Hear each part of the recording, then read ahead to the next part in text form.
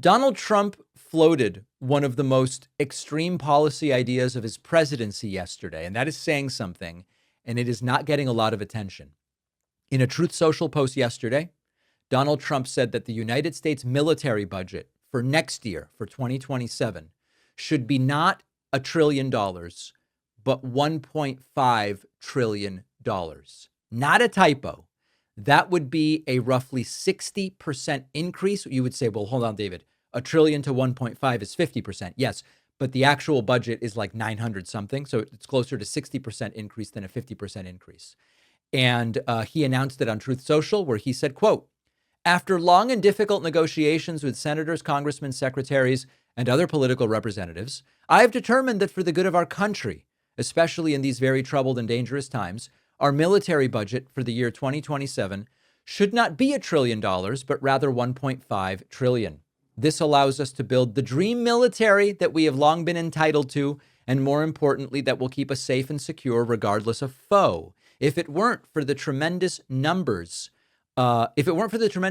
being produced by tariffs from other countries, many of which in the past have ripped off the United States at levels never seen before, I would stay at the $1 trillion number. But because of tariffs and the tremendous income that they bring, amounts being generated that would have been unthinkable in the past, especially a year ago during the sleepy Joe Biden administration, the worst president in the history of our country, we are able to easily hit the $1.5 trillion number while at the same time producing an unparalleled military force and having the ability to at the same time pay down debt and likewise pay a substantial dividend to moderate income patriots within our country. Now, I'm going to analyze the military budget in a second.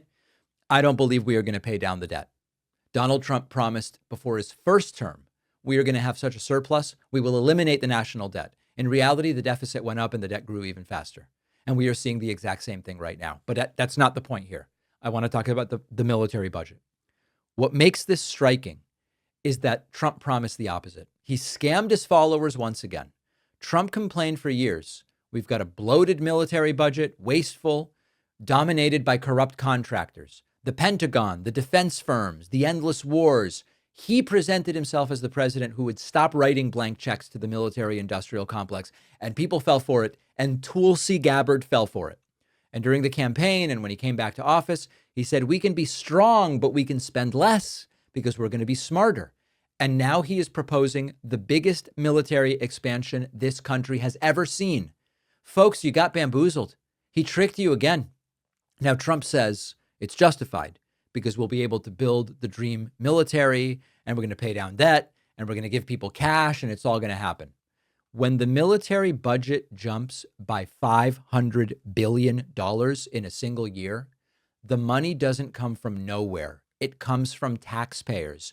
You are paying for this huge expansion to the military budget.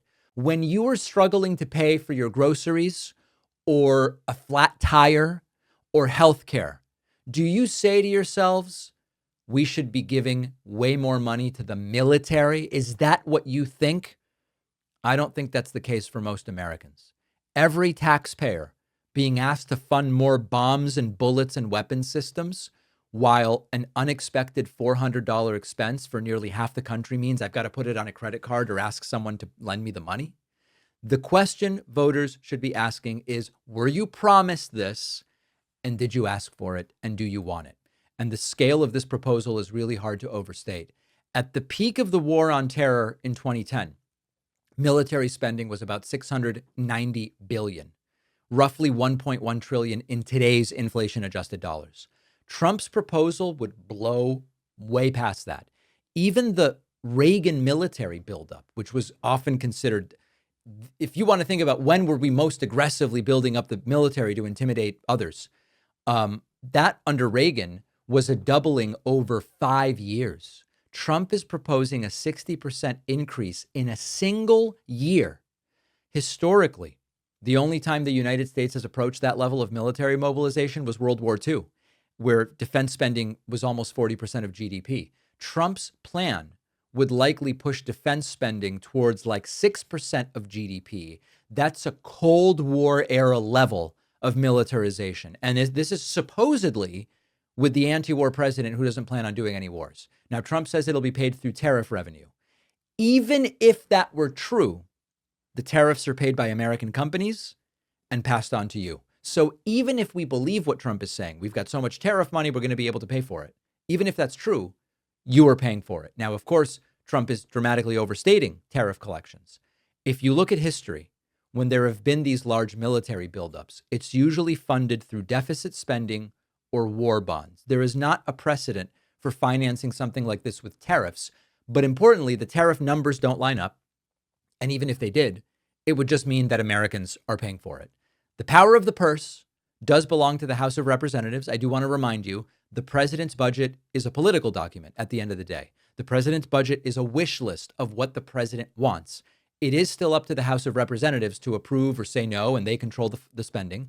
Even with a Republican House of Representatives, I don't know that Republicans are willing to do a 60% increase on the military budget, and I would hope that there is going to be less. But the takeaway here is you were told and promised one thing.